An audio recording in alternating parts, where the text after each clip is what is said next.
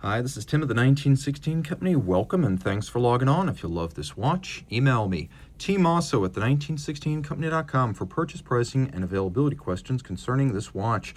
And this watch is the Patek Philippe Aquanaut 5168G-001.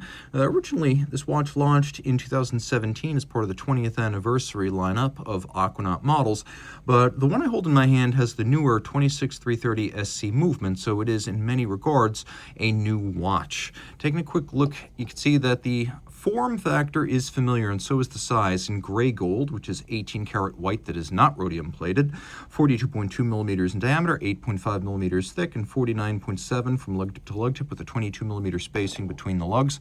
So this is a larger Aquanaut. The 42.2 size debuted back in 2017. A larger watch that proportionally is very similar to the 5167. It's only built in precious metals to date. You can see it's a bigger presence on the wrist. Once you have something to give scale, it is considerably larger, though it's not considerably thicker, and it will slide underneath the cuff. My wrist is 16 centimeters in circumference, and my sense is that this watch fits, but if your wrist were any smaller than mine, there would be some issues, and I'll show you why that is. You see from over the top, the lugs are still well inboard of the edge of my wrist. Down the barrel, I've got some clearance, so this is a good fit, but you don't want to go a whole lot smaller with the wrist. You don't want to go a whole lot smaller unless you go with a smaller Aquanaut. Taking a look, you can see that the watch features a little bit of rigidity to the strap, because this is a conforming strap. It matches the slope of the lugs and the curve of the case. It doesn't pivot on a spring bar the way a conventional strap does. So a conventional strap will do that and pull straight down out of the lugs. This has a little bit of fight, flair, or if you will, virtual size to it. So you can just keep that in mind. That's one of the reasons why I recommend 16 centimeter circumference wrist or larger. The strap is what Patek Philippe calls composite and I call rubber. It's got the unique sort of geosphere or Aquanaut pattern that you'll find on the dial as well. It tapers down towards its end where you have many small individual pre-scored sections to cut this to length. Not to worry, we will make sure it is a perfect fit for your wrist. This is an uncut strap. We've got a double fold clasp here with little elements of the Calatrava cross on the inside. That's the logo of the manufacturer. Close it all up, and there you can see the Calatrava cross. Twin trigger release, you have to press both of them to pop it open.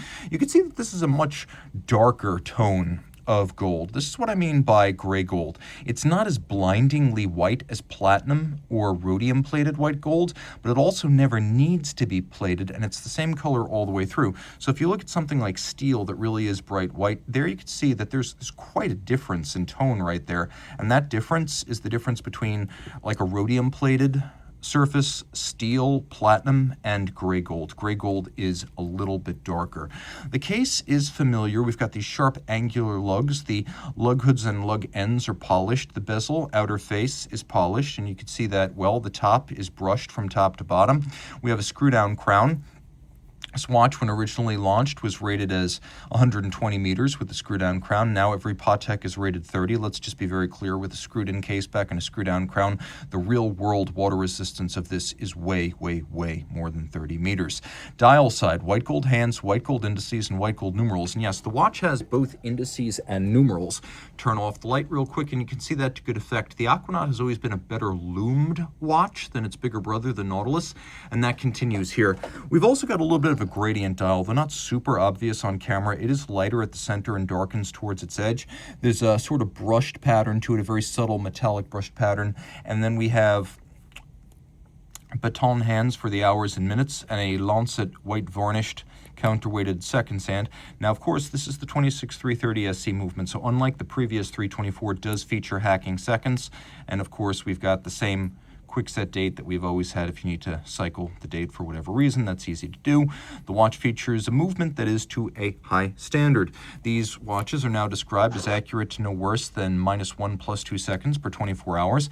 Unidirectional winding with a rotor on ceramic bearings, those two features in tandem making for extremely efficient winding, more in fact than bidirectional winding or steel bearings. One of the great advantages of ceramic bearings is they operate largely or completely unlubricated, and unidirectional winding, although the same on a watch winder, is in practice in the field on the wrist proven to be a more efficient winding system. 4 hertz beat rate, you can see a free sprung balance with a Gyromax style balance, anti-magnetic silicone hairspring, so it has that quality, but it also has another one.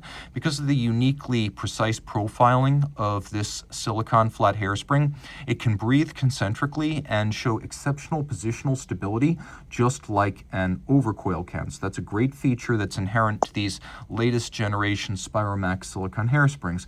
Other thing to keep in mind, it's a 30 joule movement and it's 6 position adjusted. That is pursuant to outstanding chronometry in testing and on the wrist.